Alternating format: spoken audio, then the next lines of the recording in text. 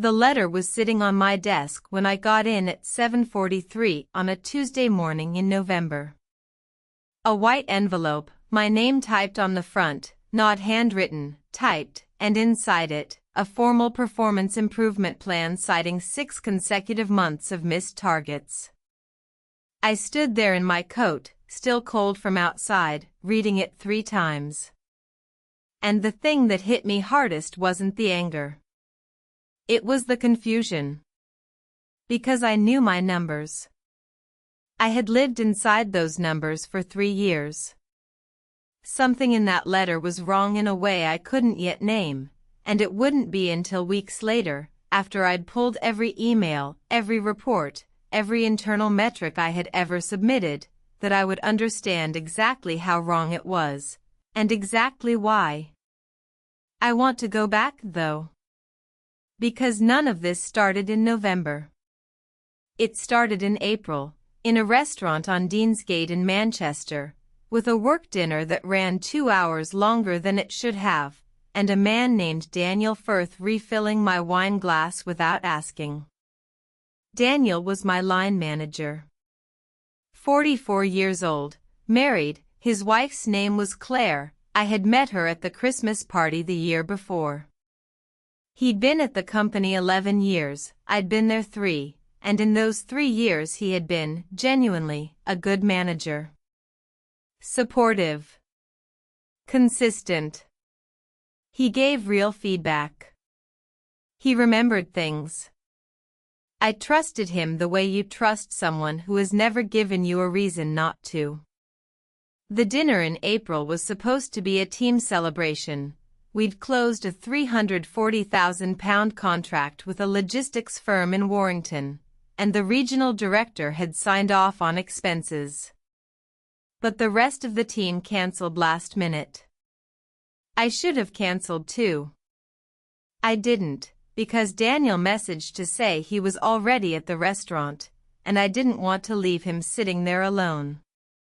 By 9 o'clock it was just the 2 of us and a mostly empty bottle of Barolo, and he said something I am going to carry with me for the rest of my life.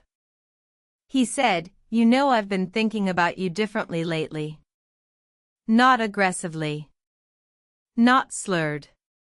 Quietly, like he was telling me something he'd been holding for a while. I put my glass down and I told him, calmly, clearly, that I didn't feel that way, that I valued working with him, and that I thought we should both go home. He nodded. He paid the bill. We took separate taxis. I told myself it was handled. May was fine. June was fine. The first thing I noticed in July was the targets. Our quarterly targets were set regionally, and they were challenging, but they had always been realistic. In July, mine were revised upward by 38% mid-quarter, which had never happened before. I asked Daniel about it in a one-to-one, and he said the revision came from above him, that his hands were tied. I pushed back through the proper channel, submitted a written query to the regional operations team.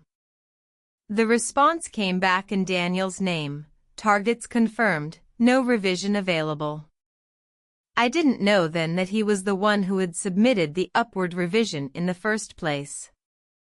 That the regional operations query had been redirected to him to answer. I found that out later. August I missed the targets. September I missed them again.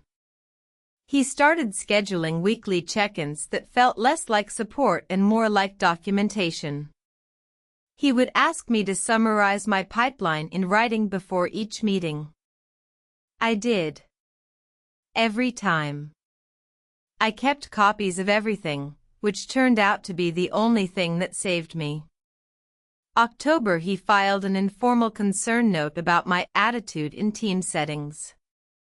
I had no idea it existed until the formal PIP in November referenced it.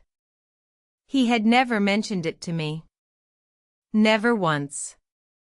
And then I found out.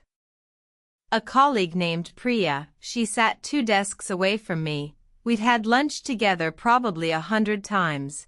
She pulled me aside one afternoon near the end of November and said she needed to show me something. She had been included by accident on an internal email thread. Daniel had forwarded it to her thinking he was sending it to the regional HR business partner. Her name and the HR partner's name were similar in the company directory. One character different. In the thread, Daniel had written, and I am going to try to say this without my voice doing what it wants to do, he had written, she's not going to go quietly unless the paper trail is airtight. Keep the PIP language tight enough that she can't appeal. If she lawyers up, I want nothing that looks subjective. There were 3 emails above it. The HR partner had been helping him build the case since August. Priya held the phone out to me and I just stood there reading it, and I remember thinking, this is the moment. Not the dinner in April. Not the targets in July. This is the moment everything I thought I understood about the last 7 months turns inside out. I didn't go to Daniel. I want to be clear about that. Every instinct in me wanted to walk straight to his office and put that email down in front of him, but I didn't, because I understood, in a way I had never understood anything so quickly, that my instincts had been the liability this whole time. Trusting him had been the liability. Acting reasonably had been the liability. So I stopped acting reasonably and I started acting carefully. I spent 2 weeks pulling everything. Every report I had submitted with its timestamp. Every target document with its version history. The original July targets, before the revision, which I had saved as a PDF when they were first circulated. The written pipeline summaries I had submitted before every weekly check-in. The query I had submitted to regional operations and the response that had come back in Daniel's name. I put it all in a folder on my personal drive and then I printed all of it, twice, and I kept 1 copy at home. I booked a meeting with the group HR director, not the business partner, the director, who sat 2 levels above Daniel's entire reporting chain. And I told her assistant it was marked private and that I was requesting it under the company's dignity at work policy. That language mattered. It meant she had to take the meeting. We met on a Thursday morning in December, the 14th, in a room on the 4th floor I had never been in before. Small, no windows. She had a notepad. I had my folder. I laid it out slowly. I started with the April dinner, told her exactly what was said, exactly what I said back. I told her the targets came in July and walked her through the 38% revision, showed her the original circulated document against the revised one. I showed her the version history that showed the revision had been submitted by Daniel's employee ID.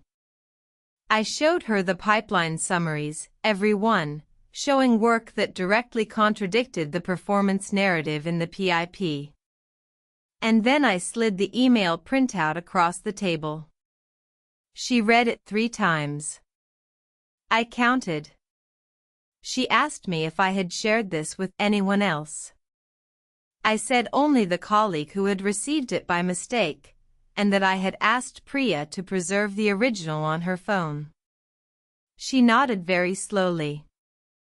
She said, I need to ask you to give me 5 working days. I said, I've given 7 months.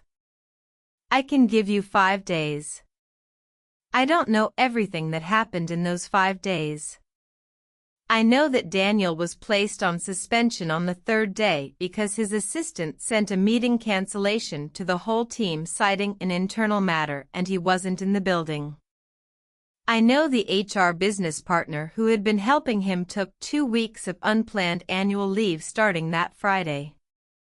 What I know for certain is that on day 6, I received a written withdrawal of the performance improvement plan, a formal apology on company letterhead, and an offer of settlement that I am not able to discuss in specific terms, but which covered 12 months of salary and a clean reference. I didn't take the job they offered me instead. I didn't want to be in the same building. I left in January, and I started somewhere new in March, and I've been there since. Daniel Firth is no longer with the company. I know that because Priya still works there and she told me. She said he was gone by February. No announcement. Just gone. I think about the version of me who didn't keep copies. Who sent the pipeline summaries in the meeting and then deleted them because why would she ever need them?